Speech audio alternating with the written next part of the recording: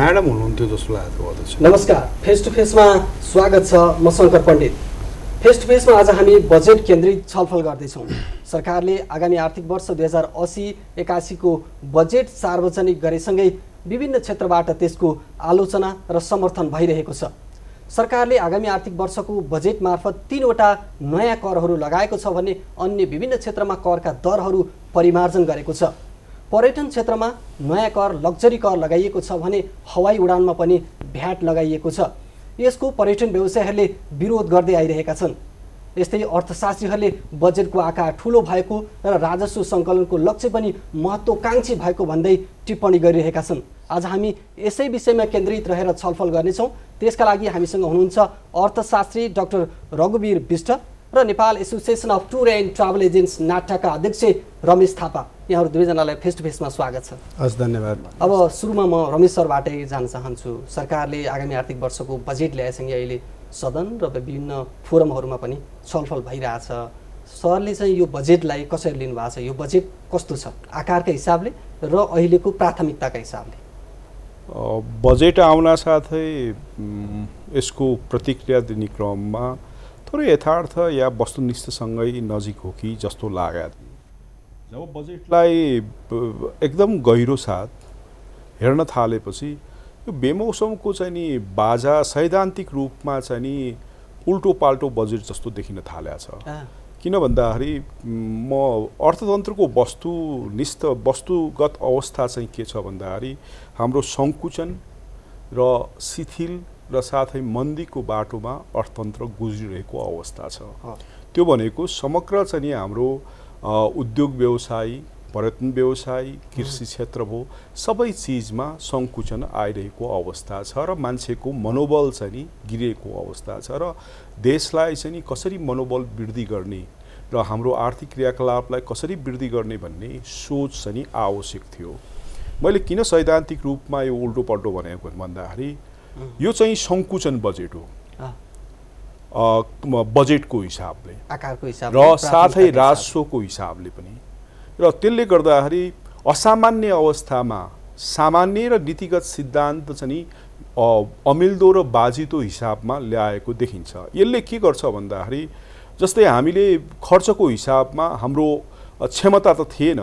खर्च चाहिँ बजेटको संशोधन गर्दा जस्तै गत साल चाहिँ हाम्रो 17 खरब 93 अरबको बजेट ल्याएका थियौँ र त्यसको संशोधन गर्दाखेरि 15 खरब चाहिँ 51 अरबको हाराहारीमा थियो। तर अहिले हामीले चाहिँ 17 खरब 51 अरब चाहिँ बजेट ल्याएका छौँ र थोरै चाहिँ हामीले करिब चाहिँ 42 अरब रुपियाँ चाहिँ सानो बजेट विगतको भन्दा ल्यायौँ र त्यसले गर्दाखेरि त्यो चाहिँ भनेको चाहिँ सङ्कुचन हो खर्चको हिसाबले। र राजस्वको हिसाबले तपाईँ हेर्नुभयो भने सबै ठाउँमा चाहिँ हाम्रो संरचनागत सुधारको नाम चाहिँ दिएको छ। सुधार गर्नु आवश्यक छ।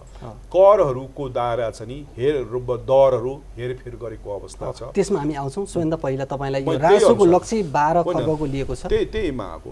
त्यसले के देखाउँछ भने त्यो पनि कर वृद्धि हुनु भनेको सङ्कुचनको चाहिँ सङ्केत गर्छ। त्यसले आर्थिक क्रियाकलापलाई चाहिँ सङ्कुचन बढाउनको लागि गर्छ। र तर हामी कहाँ आयौँ भन्दाखेरि हाम्रो आर्थिक वृद्धि दर कति राखेका छौँ? 6% छौँ। जबसम्म राज्यले बजेटलाई विस्तार गर्दैन त्यसको 6% भनेको हाम्रो 15 खरबको हाराहारीमा लगानी हुनुपर्छ एउटा पाटो। त्यो लगानी चाहिँ यो सङ्कुचन बजेटमा सम्भावना छैन एउटा।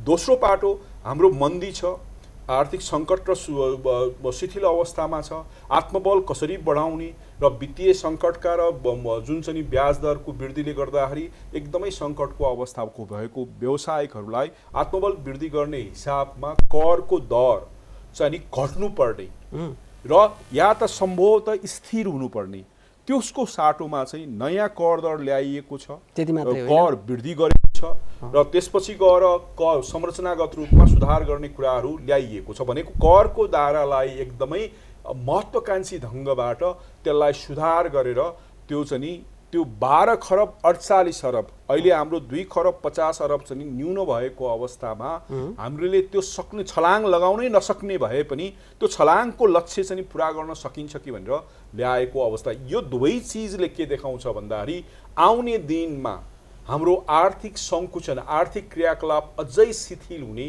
र सङ्कुचन चाहिँ नि यसले बढाउँछ कि भन्ने चिन्ता चाहिँ नि यो बजेटले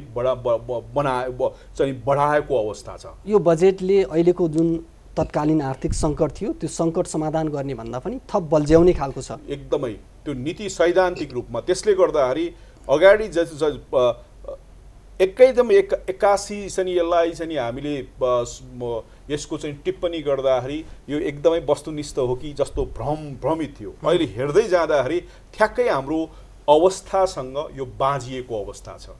त्यसले गर्दाखेरि यसले के गर्छ भन्दाखेरि हाम्रा आर्थिक क्रियाकलापलाई चाहिँ शिथिल बनाउँछ कि भन्ने चिन्ता। अर्को एउटा सूचाङ्क के पनि छ भन्दाखेरि पुँजीगत खर्च हामीले खर्च गर्न सकेनौँ, हाम्रो क्षमता पुगेन, संरचनामा समस्या छ, हाम्रो व्यक्तिगत मान्छेहरूमा पनि निष्ठा समस्या छ, सुशासन छैन। तर यो बजेटमा सम्बोधन गर्ने हो आर्थिक चाहिँ वृद्धि दर 6% हासिल गर्ने हो भने त्यो त विस्तार हुनु पर्यो नि। त्यसको साटोमा कहाँ विस्तार छ भन्दाखेरि सरकारले बजेटमा ठाउँ ठाउँमा चाहिँ कर्मचारीको तलब घटाउँछु, तलब या भत्ताका कुराहरू भए चाहिँ ती चिजहरू चाहिँ राखेको देखिन्छ। तर विगतमा चाहिँ राखेको 42% को बजेट चालु खर्चलाई बढाएर 65% चाहिँ चालु खर्च पुर्याएको अवस्था। विकास बजेट त करिब 60 अर्ब भन्दा बढीले घटाइएको छ। एकदमै। तर चालु खर्च तपाईँको 23% ले वृद्धि गरेको अवस्था छ। भने के भन्दाखेरि बजेटमा जुन नीति अब अरू कुरा गर्दाखेरि घटाउने कुराहरू कुरा गर्दै जाँदाखेरि अर्थ जुन चाहिँ हाम्रो चाहिँ अर्थतन्त्रभन्दा र आर्थिक क्रियाकलापभन्दा बाहिरका जस्तै गैर आर्थिक क्रियाकलापहरू राजनीतिक क्रियाकलापहरूले त्यो सम्बोधनै गरेको छैन। त्यो घटाउने कुराहरू गरेको अवस्था छैन। जुन हाम्रो सबैभन्दा ठुलो बोझ नै ठुलो राजनीतिक संरचना, त्यसमा लागेको खर्च र त्यसमा चाहिँ हामीले गर्नुपर्नेको बोझ बोक्नु परेको बोझ नै सबैभन्दा ठुलो चुनौतीको रूपमा रहेकोलाई चाहिँ बढाएको छ या चाहिँ घटाउने कुरा गरेको छैन। अब तपाईँ राजस्वमा आउनुभयो भने हामी 12 खरब चाहिँ 40 अरब रुपियाँ चाहिँ लक्ष्य थियो गत सालको, त्यो चाहिँ हामी करिब चाहिँ अहिले 2.5 खरबको लक्ष्य चाहिँ हासिल अहिले जुन चाहिँ हाम्रो त्रैमासिक 3वटा त्रैमासिकमा 2.5 खरबको चाहिँ न्यून भएको अवस्था छ। न्यून भएको भन्नेको तिमी हामीसँग क्षमता छैन, संरचनामा समस्या छ, हाम्रो चाहिँ अरू आर्थिक क्रियाकलाप सङ्कुचनले गर्दाखेरि राजस्व उठाउन चाहिँ गाह्रो परेको अवस्थामा 12 खरब 8 अरब रुपियाँ चाहिँ बढाएर ल्याएको छ। र त्यो भन्दै जाँदा तपाईँले एउटा कुरा याद गर्नु होला, यसमा थपेको कुरा सांसदको कोषलाई चाहिँ बढाएको अवस्था छ, जुन कुरा गनाएको थियो। किन भन्दाखेरि महालेखा परीक्षकले यसमा भ्रष्टाचार भयो, संरचना भएन, विधि भएन, सबै चिज नहुँदै यो भएकोले गर्दाखेरि त्यो चिजलाई सरप्राइज प्याकेजको रूपमा नीति निर्मातालाई विवाद गर्ने हिसाबमा र उनीहरूको जुन अप्रभावकारिता थियो त्यसलाई अझ बढाउने हिसाबमा चाहिँ यसमा चाहिँ ल्याएको अवस्था। त्यसले गर्दाखेरि बजेट चाहिँ सैद्धान्तिक रूपमा उल्टो पुल्टो र अब आउने दिनमा त्यसको प्रभावकारिता त भन्न सकिँदैन, तर चाहिँ सङ्कुचनको सङ्केत यसले दिन्छ। म रमेश सरका आउन चाहन्छु। पर्यटन क्षेत्रले चाहिँ यो बजेटलाई कसरी ल्याछ? तपाईहरुलाई त बजेटको आकार पनि बढाइएको छ, पर्यटनमा त गत वर्षको भन्दा सन्तुष्ट हुनुहुन्छ होला, कसरी लिनु भएको छ? अब यसपालिको बजेटमा तपाईको पर्यटन क्षेत्रको लागि जुन पहिलाको भन्दा 2 अर्ब 50-60 करोडको बजेट थप पनि गरेर आएको छ र तपाईको तालिमहरुदेखि लिएर इन्फ्रास्ट्रक्चरको कुरा, निजगढ एयरपोर्ट र अन्य एयरपोर्टहरुको स्तरोन्नति, भैरवा र पोखरा र भैरवालाई पूर्ण रूपमा अन्तर्राष्ट्रिय उडान सुरु गर्ने, हजुर सुरु गर्ने भनेर तपाईको जुन बजेट बनाइएको छ यो एउटा अत्यन्तै सकारात्मक पक्ष छ हामी पर्यटन व्यवसायहरुको लागि। र तपाईको समस्या चाहिँ कहाँनिर आयो भन्नुहुन्छ भन्दाखेरि यो जुन बनाइसकेपछि जुन जति बजेट बनाएर जुन ल्याएको छ यसपालिकोमा तपाईको अल्टिमेटली तपाईको यसको इम्प्लिमेन्ट गर्ने पार्ट भनेको फेरि पनि प्राइभेट सेक्टरै हो हैन। र प्राइभेट सेक्टरलाई यसमा अब समन्वय गरेर भोलिको टाइममा जुन विषयवस्तुमा पर्यटन क्षेत्रलाई चाहिँ विकास गर्ने उद्देश्यले ल्याइएको छ समावेश गरेर गरियो भने यसले केही प्रभावकारी दिन सक्छ। नत्र भने बजेट मात्र बढाएर पनि खासै हुँदैन, किनभने बजेटहरू बढ्ने घट्ने भइ नै राख्छन्। अब तपाईँहरूले त यो बजेटले पर्यटनमा नयाँ कर लगाएछ, लग्जरी कर भनेर 2%। त्यो सँगसँगै हवाई उडानमा पनि अन्तशुल्क लगाएछ। हिजै मात्र तपाईँहरूले पर्यटकीय सङ्घ संस्थाहरू 2 दर्जन बढी सङ्घ संस्थाले संयुक्त रूपमै त्यो कर चाहिँ हामी तिर्न सक्दैनौँ भनेर सरकारलाई चुनौती दिनुभएको छ। यो चाहिँ किन? यसको कस्तो हुन्छ भने तपाईँको पाटो अब हामीहरूले तपाईँको विदेशीहरूले चाहिँ तपाईँको हामीले चाहिँ एजेन्सीहरूले यहाँबाट कस्टिङ दिँदाखेरि थ्रु आउट द 1 वर्षको लागि चाहिँ कस्टिङ हामीले यहाँबाट दिएको हुन्छ होइन। अब त्यो कस्ट दिइसकेपछि बिचमा तपाईँको यताको ट्याक्स बढ्ने, तपाईँको यताको के अरे होटेलको ट्याक्सहरू बढ्ने, हवाई टिकटहरू महँगो हुने, तपाईँको यो त आन्तरिक प्याकेजमा जुन हवाई टिकट लिएर पहिल्यै पर्चेस गरेको एउटा कोटेसन दिइसकेको हुन्छ एजेन्सीहरूले। किनभने यहाँको एजेन्सीले त्यहाँको एजेन्सीहरूलाई दिन्छ, त्यहाँको एजेन्सीले इन्डिभिजुअली दिन्छ र ग्रुपहरू कलेक्सन गर्छ, उसले पनि एउटा बेस त आधार त लिनु पऱ्यो नि केहीलाई, त्यसलाई लिएर चाहिँ तपाईँको पहिले दिइसकेको हुन्छ एउटा कारण। र दोस्रो कारण के भनेदेखि तपाईँको अहिले भर्खरै कोभिड पछि बिस्तारै बिस्तारै तङ्ग्रिन लागेको पर्यटन क्षेत्रलाई चाहिँ तपाईँको कम्तीमा पनि तपाईँका सम्बन्धित व्यवसायी साथीहरू सङ्घ संस्थाहरूसँग समन्वय गरेर होइन, बरु 6 महिनापछि ल्यायो हुन्थ्यो, 1 वर्षपछि ल्याएको भए हुन्थ्यो, जसले गर्दा ताकि व्यवसायीलाई कहीँ पनि तपाईँको समस्या नआउने तौर तरिकाले चाहिँ ल्याउनुपर्छ भन्ने हाम्रो कुरा हो। यसले चाहिँ हामीलाई यी ठाउँमा चाहिँ तपाईँको असर पर्छ। र अब रह्यो तपाईँको हवाई टिकटको सन्दर्भमा, हवाई टिकटमा भ्याट लगाउँदाखेरि धेरै कुरामा असर पर्छ। असर के पर्छ भन्दाखेरि अब स्वदेशमा जारी हुने टिकटमा तपाईँको भ्याट लाग्ने भयो, अब विदेशबाट इस्यु हुने टिकटमा भ्याट नलाग्ने भयो भनेपछि तपाईँको नेपालबाट जारी हुने र विदेशबाट जारी हुनेमा 13% सरकारको जुन भ्याट छ मूल्यको अन्तर आउने भयो। मूल्यको अन्तर आएपछि तपाईँको के भने टिकट जति तपाईँको विदेशबाट इस्यु हुने भयो। अनलाइन टिकटिङको खरिद बढ्दो छ, त्यसले गर्दाखेरि स्वदेशबाट भन्दा नि विदेशबाट चाहिँ टिकट इस्यु गर्ने सम्भावना रहन्छ। त्यसै पनि तपाईँको म्यानुअल टिकटिङ छँदाखेरि यहीँको यहीँ इस्यु हुन्थ्यो। अब अनलाइनमा गइसकेपछि तपाईँको पोर्टलहरू ग्लोबली चलिरहेको हुन्छ, त्यसै पनि तपाईँको अहिले नेपालको भन्दा तपाईँको 70% जति 60-70% जति तपाईँको बाहिरबाट टिकट इस्यु भइरहेको हुन्छ। र तपाईँको अब अहिले फेरि अर्को पहिलाको समस्या थियो तपाईँको पेमेन्टको गेटवेले गर्दा समस्या थियो। अब पेमेन्ट गेटवे पनि बिस्तारै तपाईँको यो उसबाट क्युआर सिस्टम उबाट अब इन्टिग्रेट हुँदै जान थाल्यो। अस्ति अब एनसिएचएलले पनि तपाईँको प्रधानमन्त्रीज्यूको भ्रमणमा गएर अब त्यहाँ एउटा एमयू गरिसकेको छ र तपाईँको सिमलाले तपाईँको चाइनासानी गरेपछि तपाईँको बोर्डर बाहिर त गइहाल्यो होइन। पेमेन्ट गेटवे पनि तपाईँको खोलिसकेको परिप्रेक्ष्यमा चाहिँ अब विदेशबाट टिकटहरू चाहिँ तपाईँको बढी मात्रामा इस्यु हुन्छन्, जसले गर्दाखेरि तपाईँको यहाँ रहेका हाम्रा व्यवसायी ट्राभल टुर अपरेट गरिरहने साथीहरू चाहिँ जुन आफ्नो घर जग्गा जमिन व्यक्तिगत सम्पूर्ण कुराहरू चाहिँ इन्भेस्ट गरेर रोजगारीको सिर्जना गरेर नेपाल सरकारलाई कर तिरेर जुन एउटा व्यवसाय सञ्चालन गरिरहेछन्, यहीँ बसिराखेका छन् होइन, उनीहरूको लागि चाहिँ तपाईँको सरकारले जुन उठ्ने सरकारको कर पनि उठ्दैन र रोजगारी पनि तपाईँको गुम्न जान्छ र तपाईँको व्यवसाय पनि तपाईँको विस्थापित भएर चाहिँ तपाईँको जानुपर्ने हुन्छ। यो चाहिँ अहिले तपाईँहरूको माग यो तत्काललाई लागू नगरौँ, केही समयपछि लागू गरौँ भन्ने हो कि यसलाई खारेजै गरौँ भन्ने हो?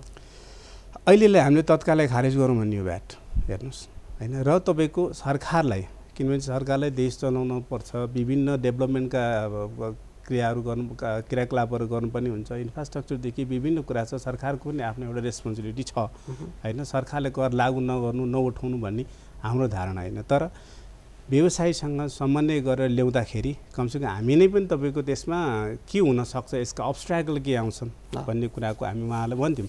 किन कुनै पनि कुराहरू इस्यु के अरे जारी गरिदिनु ठुलो कुरो भएन, तर त्यसको इम्प्लिमेन्ट पार्टले कहाँ कहाँ हिट गर्छ भन्ने कुरा पनि त्यो विषयमा पनि उहाँहरूले जानकारी राख्नु पऱ्यो। किनभने तपाईँको यो हवाई टिकटमा भ्याट भन्दाखेरि तपाईँको आन्तरिक एयरलाइन्सहरूले लगाउन सक्छ, किनभने यो आन्तरिक देशभित्रको भयो। तर त्यही कुरा बाहिर देशको कुरामा अब हामीले इस्यु गर्ने टिकट इन्टरनेसनलको विषयमा भन्नुहुन्छ भनेदेखि हामीहरूले चाहिँ तपाईँको यो इन्टरनेसनल एयर ट्रान्सपोर्ट एसोसिएसनको सदस्यता लिएका हुन्छौँ हामीहरू। त्यसपछि तपाईँको अर्को हुन्छ तपाईँको एभिएसनको छात्र सङ्गठन तपाईँको आइका हुन्छ र आइका र आएटाको उसमा चाहिँ के छ भनेदेखि भ्याट भन्ने कुरा जिरो हो, उनीहरूले मान्दैन। तपाईँको भ्याट भनेर चाहिँ त्यो सिस्टममा उठाउन पनि नमिल्ने टेक्निकल कुराहरू छन् यी विविध कुराहरूको विषयमा हामीहरूले पनि सहयोगै गर्थ्यौँ समयमा समन्वय गरेको भए भने। यो ल्याउँदा तपाईँहरूसँग अर्थमन्त्रीज्यूले सुझाव सल्लाह लिनुभयो होला, छलफल गर्नुभयो होला नि, होइन?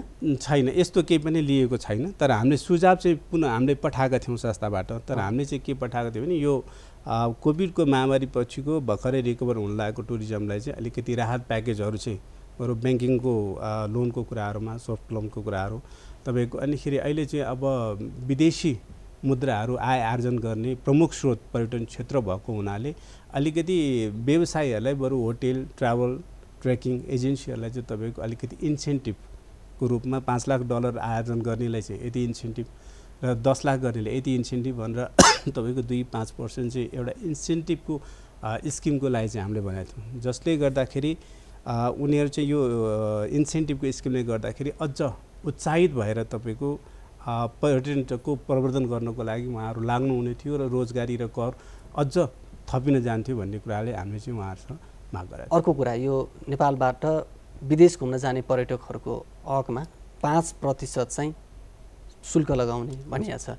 यसले चाहिँ त्यो विदेश भ्रमणमा जानेहरूलाई चाहिँ रोक्नलाई कतिको महत्त्वपूर्ण भूमिका खेल्छ, के लाग्छ? कसरी लिनुभएको छ? अब यो रोक्नको लागि त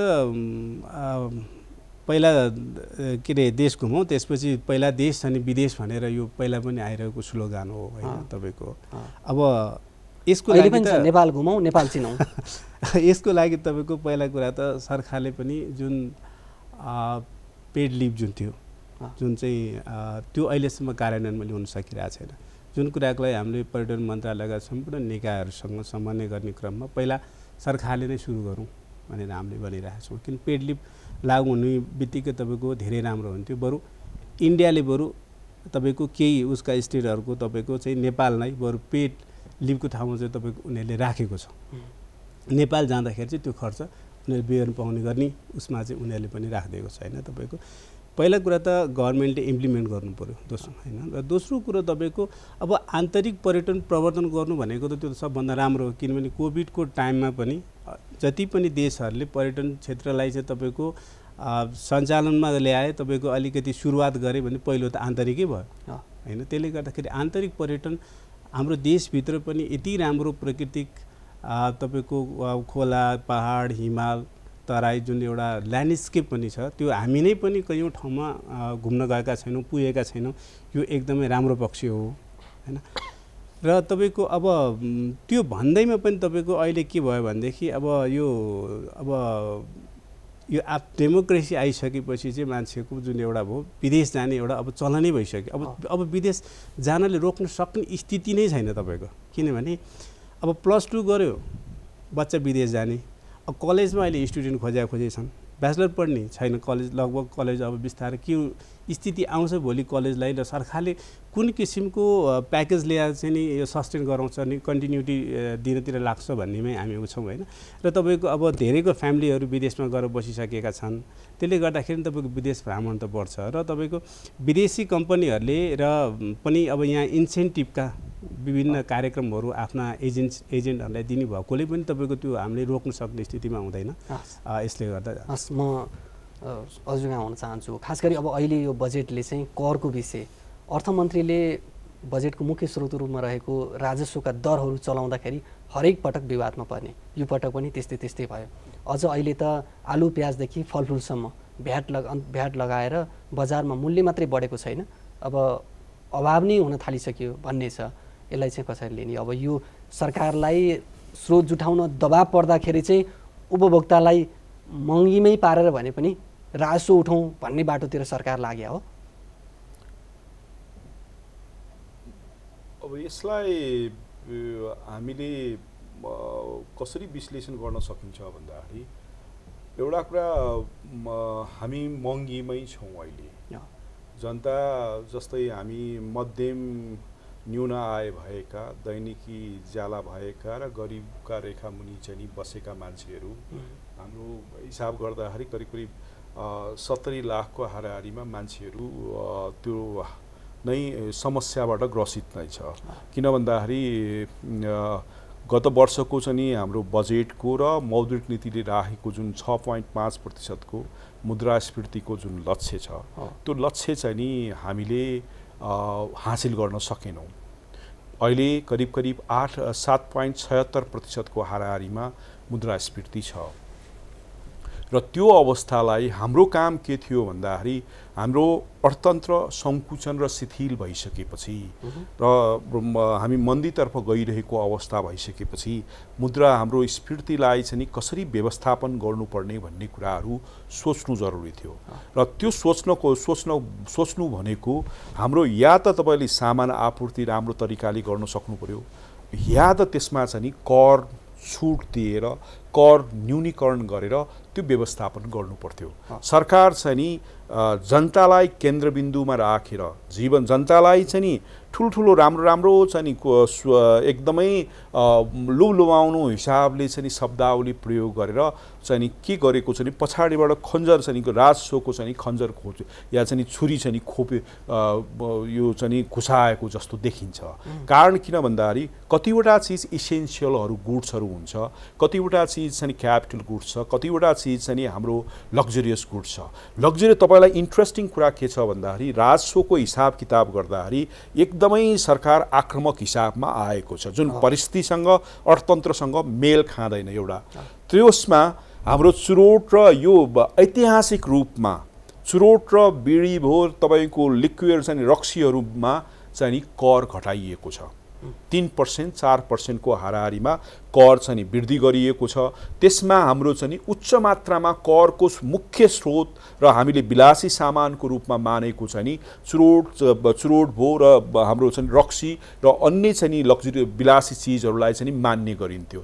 यो पालि यो बजेटले त्यसको साटोमा हाम्रो चाहिँ अति आवश्यक सामानहरूमा सारेको देखिन्छ। यसले सरकार जिम्मेवार हो, जवाबदेही हो र जनताप्रति चाहिँ एकदमै उसको चाहिँ जिम्मेवारी छ भन्ने भएको भए चाहिँ नि उसले एकपल्ट सोच्थ्यो होला यदि चाहिँ अति आवश्यक वस्तुमा कर र भ्याटहरू चाहिँ बढाउँदाखेरि हाम्रा चाहिँ करिब 70 लाख र अन्य जनताहरूले जीवनस्तर के होला र हाम्रो चाहिँ बजारको जुन मूल्य वृद्धि छ त्यसलाई न्यूनीकरण गर्न या नियन्त्रित गर्न सक्छौँ कि सक्दैनौँ भन्ने, स्थिरतामा राख्न सक्छौँ कि सक्दैनौँ भन्ने कुरा पनि एक मनले पनि सोचेको देखिँदैन। यसो हेर्दाखेरि चाहिँ अर्थशास्त्रीले या चाहिँ अर्थशास्त्री सल्लाहकार लिएर बनाएको चाहिँ बजेट जस्तो यो देखिँदैन। किन भन्दाखेरि सामाजिक न्याय र सामाजिक दायित्व का कुराहरू राज्यको अभिभावकत्व ग्रहण गर्ने कुरा चाहिँ यो बजेटमा झल्किँदैन। सामाजिक समाजवादका कुराहरू गरेको छ, रोजगारीका कुराहरू गरेको छ, जनतालाई भ्रमित पार्ने हिसाबमा शब्दावली नाराहरू दिएको अवस्था छ। तर त्यो दिँदा पनि नीतिगत रूपमा जुन उपकरणहरू प्रयोग गरिएको छ गलत ठाउँमा त्यो उपकरण प्रयोग गरेको अवस्था छ। म त्यो मात्रै होइन, तपाईले एउटा कुरा के पनि बन्चरोमा समेत चाहिँ कर चाहिँ बढाएको छ। अनि अर्को कुरा विद्युतीय सवारीमा मास भेहिकलमा चाहिँ कर बढेको अवस्था छ भने यो चिज भइसकेपछि अनि क्यापिटल गुड्समा तपाईले जस्तै हामीले चाहिँ आर्थिक वृद्धि दर 6% हासिल गर्ने हो भने हाम्रो चाहिँ उद्योग व्यवसाय त वृद्धि हुनु पर्यो नि त, लगानी आकर्षित गर्ने हिसाबले हुनु पर्यो नि त।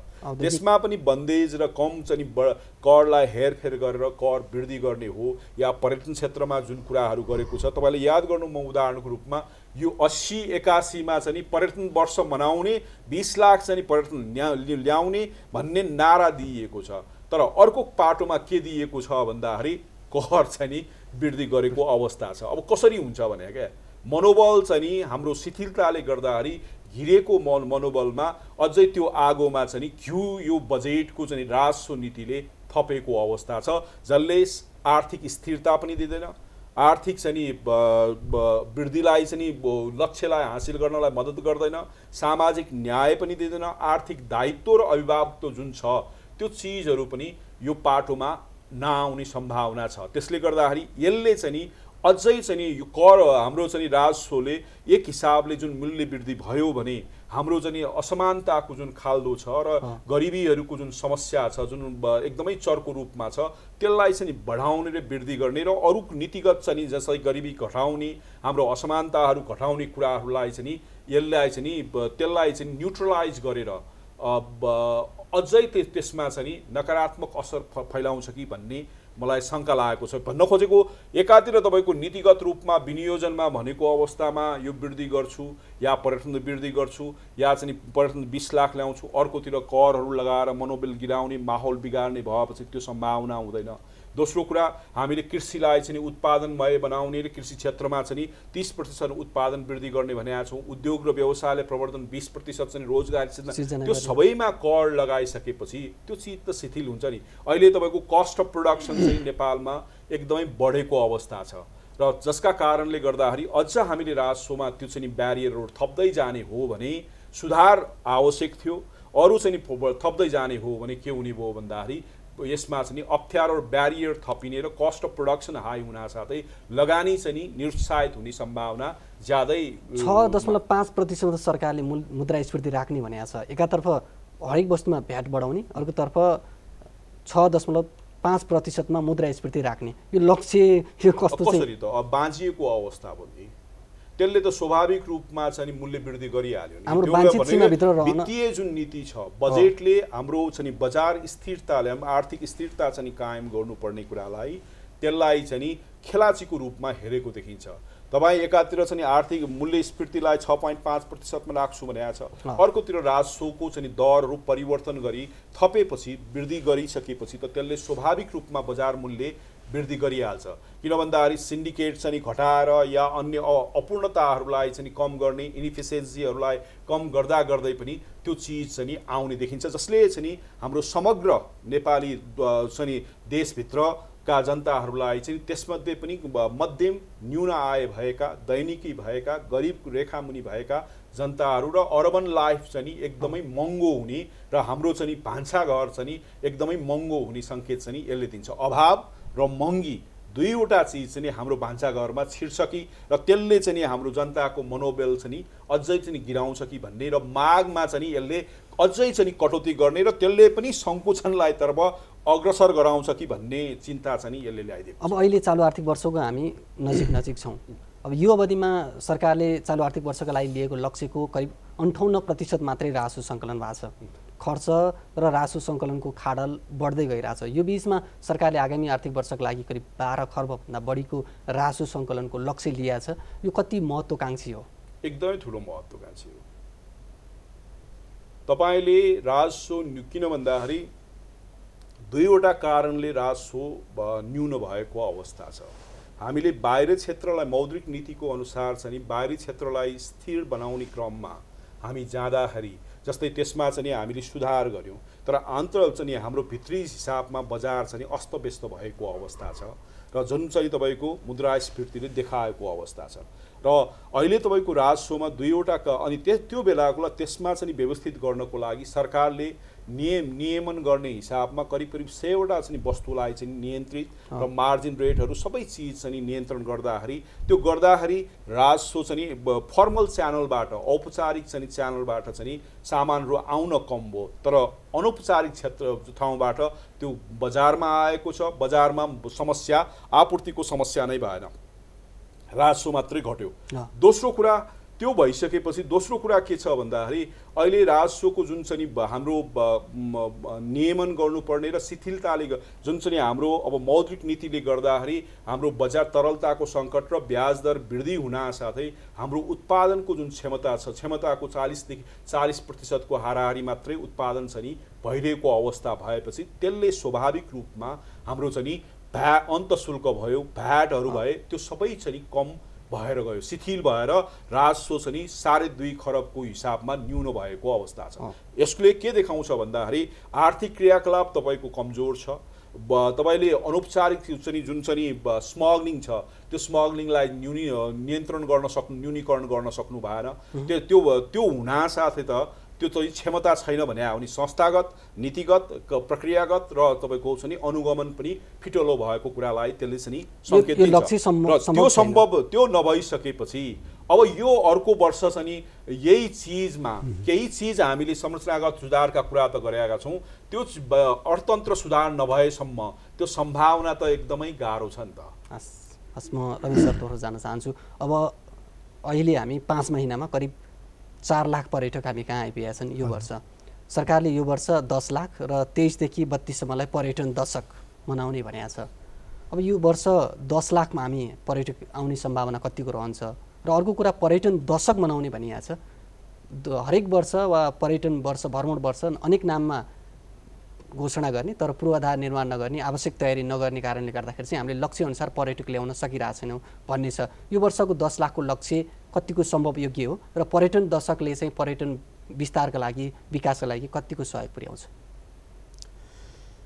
अहिले जुन 10 लाख पर्यटक ल्याउनेको सन्दर्भमा मैले अन्य ठाउँमा नै भन्दा के भन्ने गरेको छु भनेदेखि तपाईँको नेपालमा जति पनि 10 लाख 12 लाख विदेशीहरू आए भन्ने छ तपाईँको पहिला कुरा त्यसमध्येमा नेपाली विदेशी कति छन् तपाईँको त्यो एउटा हेर्नु पर्यो। किनभने आफ्ना फ्यामिलीहरूलाई भेट्न आफ्ना घरमा घुम्नको लागि उसको लागि विभिन्न तपाईँको बिहे वर्तमान विभिन्न कुराहरूमा सरिक हुनको लागि जुन आवत जावत भइराखेको हुन्छ त्यसमध्येमा मलाई लाग्छ कि नहुँदा पनि 20-25% त नेपाल नै जुन विदेशमा बसिरहेका छन् सिटिजनसिप लिएर उहाँहरू आएर गइरहेको छन् र त्यसपछिको आएका पर्यटकहरूको कुरामा हैन तपाईँको अब पर्यटकहरू आउनको लागि चाहिँ तपाईँको 10 लाखको टार्गेट गर्नलाई अहिलेको जुन 3 महिनाको जुन देखिएको छ त्यो हिसाबले रेसियोले तपाईँको 10 लाख कट्छ नै भन्नेमा छौँ हामीहरू। किनभने तपाईँको 2018 सरकारले पर्यटन क्षेत्र करिब 92% पुनर्स्थापना पुरानै लयमा फर्किसक्यो भनेको छ। त्यो तथ्यसँग मेल खान्छ? लगभग तथ्यसँग मेल खान्छ। किनभने त्यो 2018मा तपाईँको 12 लाख पर्यटक आएको थियो होइन र तपाईँको अहिले 3 महिनामा हाम्रो 4 लाख जानु भनेको लगभग तथ्यसँग मेल खान्छ त्यो। अर्को कुरा अब यो हामीले पर्यटकको सङ्ख्या चाहिँ बढ्दै गयो तर नेपालमा बसाइ र खर्चका हिसाबले चाहिँ खर्चालु पर्यटकहरू चाहिँ कम आउन थाले भन्ने खालको चाहिँ टिप्पणीहरू भइरहेछ। खास गरी अब यो औसत बसाइ र खर्च गर्ने क्षमता घट्दै गइरहेछ कि हामी कहाँ खर्चालु पर्यटकलाई स्वागत गर्न सक्ने पूर्वाधार क्षमता हामीसँग नभएर त्यो पर्यटकहरू चाहिँ कमी हुँदै आइरहेको होइन। हामीहरूसँग तपाईँको खर्च गर्न सक्ने लग्जरियस पर्यटकहरूलाई स्वागत सत्कार गर्न सक्ने हामीहरूसँग सबै क्यापेसिटी पनि छ। त्यो तौर तरिकाका इन्फ्रास्ट्रक्चरहरू पनि छन् र त्यसमा सबैभन्दा ठुलो विक भनेको हाम्रो कनेक्टिभिटी मात्रै हो। कनेक्टिभिटी जस्तो रोडको कनेक्टिभिटी भयो होइन तपाईँको अब एयर ट्राफिककै पनि कनेक्टिभिटी भयो। तपाईँको एउटा जहाज ल्यान्ड गर्नु तपाईँको 1-1.5 घन्टा आकाशमा होल्ड हुनुपर्ने स्थितिहरू हुन्छ होइन। लगायत अब आन्तरिक एयरपोर्टहरूको दुर्गम एयरपोर्टहरूको कुराहरू भयो यो कुराहरू भयो।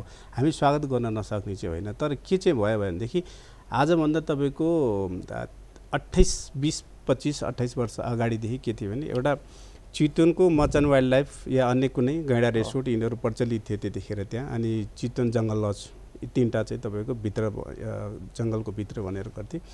त्यतिखेर हामीले एकजनालाई 2 दिनको प्याकेज बेच्दाखेरि तपाईँको 1 नाइटको $175 बेच्थ्यौँ। तपाईँको 2 नाइटको हामीले $275 बेच्थ्यौँ होइन। भनेपछि अहिले तपाईँको चितवनको प्याकेज कति भएको छ भन्छ नि 1 नाइटको तपाईँको त्यस्तै 120-50 यस्तो रेन्जमा आछ तपाईँको। भनेपछि जुन तपाईँको त्यतिखेर हामीले बेच्ने र अहिले बेच्ने प्याकेजकोमा के भयो भने अहिले पर्यटक कम तर हामीले सर्भिस दिन सक्ने हाम्रो क्यापेसिटी चाहिँ बढी भयो, पूर्वाधारहरू बढी भयो। हाम्रो पर्यटकलाई सेवा दिन सक्ने अवस्था चाहिँ छ तर पर्यटकहरू 3000-4000 पर्यटकलाई हामीले तपाईँको अहिले सेवा दिन सक्ने स्थिति छ। अहिले होटेलहरू सफिसियन्ट छ तर पर्यटकको आगमन चाहिँ त्यो अनुरूप पूर्वाधार भए अनुरूप लगानी बढे अनुरूप नआउनुको कारण चाहिँ के हो त?